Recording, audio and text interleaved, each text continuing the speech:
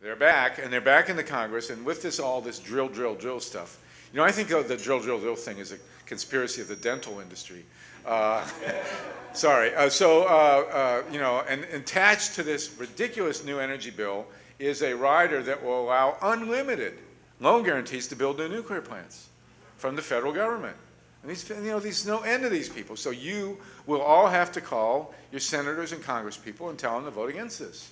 It's insane to have the federal government out, and then their argument is, well, the federal government's only on the hook, the taxpayer is only on the hook if these guys go into default. You know what the default rate is for utilities building nuclear plants? 50%. You know, and it'll be worse. And you know, these guys, they're unsustainable.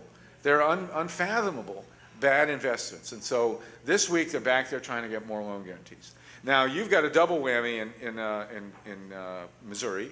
You know, most of about half the country deregulated in the late 1990s. Missouri did not. It was a mistake to deregulate, by the way. It was a terrible scam. But those states that did not deregulate, because we stopped them from getting their federal loan guarantees, the states that did not deregulate and are still regulated, there is an opening there where the utilities can come in and they can ask the public service commissions for this thing called construction work in progress, whereby they get paid once they start building the reactors. Now, we've already had some experience. I'm going to tell you what you're in for. If the ban on QIP is repealed, here's what's going to happen, which just happened in Florida. Florida Power and Light and Progress Energy each want to build 2 reactors in the state of Florida.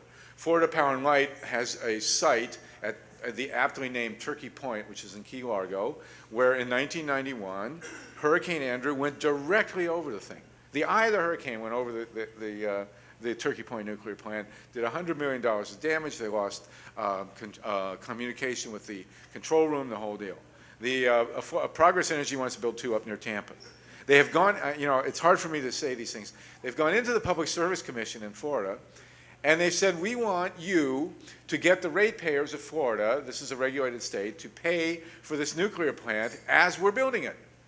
And so we can raise their rates, we break ground, we raise the rates. We bring in the equipment, we raise the rates. You know, raise the rates as we're building it. If the plant never goes online, it doesn't matter because they're still going to pay for it. And the Public Service Commission says, well, sure, how much is this thing going to cost? And Florida Power and Light says, we can't tell you, that's proprietary.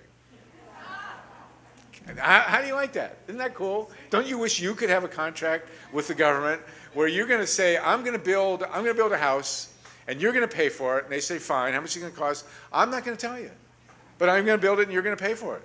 And guess what the Public Service Commission said? Fine, go ahead and do it. They said, well, it's going to be about $6 to $9 billion. But the price, the projected price of this thing tripled in 1 year. Originally, it was going to be $2 to $3 billion. Then it's 6 to 9. I'll tell you what happened in Seabrook. In the late 1960s, the Public Service Company of New Hampshire, the ultimate misnomer, said they were going to build 2 reactors at Seabrook, New Hampshire, for a total of $250 million. And this was going to be online in sometime in the early, mid-70s. The 1 reactor came online in 1989 for $7 billion. It was a cost overrun of somewhere around 35,000%. I mean, and that's what will happen here if they get away with this. If they get QIP repealed and then go in front of the Public Service Commission, I'll tell you exactly what they're going to say. They're going to say, we want to build a new nuke at Callaway or wherever they want. The Public Service Commission, maybe, if they're left-wing radicals, will say, how much is it going to cost? And they're going to say, we can't tell you. We're not going to tell you. That's proprietary. Let us build it anyway. That's what's going to happen. And they're going to sit out there, and they're going to break ground. They're going to raise your rates. They're going to bring the trucks on. They're going to raise your rates again. They're going to bring on the equipment. They're going to raise your rates again. They'll go for 20 years. It becomes in their interest not to complete the damn thing. That's what happens. And they will just sit there and take your money. And God forbid the thing should ultimately go online, because then they'll take your life. First your money, then your life. You know, that was Jack Benny's great line, right? Guy holds him up and holds his gun to him and says, money or your life? He says, I'm thinking about it. So in this case, it's going to be both. First you go broke, then they'll kill you. And it's in Georgia, where they did this, rates of they've got QIP in Georgia. Rates have already up 30% before they even broke ground. 30%. They say it's for other things. It's nonsense. It's not for other things. It's for the nuclear plant. These nuclear plants do not work. They are they're the most expensive technological failure in human history. And there's absolutely positive, back then we were kind of dancing through our hats. We were saying, oh, put the money into renewables and maybe it'll come along. We don't have to say that anymore. We have the alternatives, which are now the mainstream, and it's now the nuclear plants that are the alternatives. They do not work. We have 50 years of experience. There's absolutely no mystery about the fact that they cannot solve the nuclear waste problem. And by the way, France, which is, and I was just in France, I'll tell you, I discovered a great new weight loss method in France. It's called the euro. If you go into a restaurant or a grocery store, it's like shock. I lost 20 pounds traveling 3 weeks in Europe. I highly recommend it. So, the French nuclear industry is a failure. They have not mastered the nuclear waste problem. The reactors are not efficient. They are not well monitored because the government owns them. The one thing, I love these right-wing bloviators. They get on TV and they're all wonderful about Adam Smith and free market economy, and then they advocate nuclear power. You cannot have a free market economy and nuclear power. They cannot coexist. Every nuclear plant in France is owned by the government. This company, Areva, which is out pushing nuclear power, is not a private company. It's a total fabrication of the French government. They have tiny bits of heavily subsidized private investment so they can say that they have private investment. But it's ridiculous. It's a complete, it's right across, I went to their headquarters, it's right across the mall from Electricité de France, which is the nationalized public electric power company in France. So the French industry is a complete myth. They have 59 or so reactors. They're building one more. Everybody in France wants wind energy. They have this reprocessing facility in Den Haag, which is a total disaster. Reprocessing doesn't work. They don't have an answer to waste storage. The nuclear generated electricity is expensive. They don't have reliable monitoring. It's a complete sham. The whole French nuclear industry is a lost leader for a country that's selling plants to other countries, including Finland. They went into Finland. They're building a so-called new generation reactor in Finland. After 2.5 years, they're 2.5 years behind schedule. I don't know how you do that, but they managed to do it. They are over budget by over 2 billion euros, which is not dollars, that's euros already.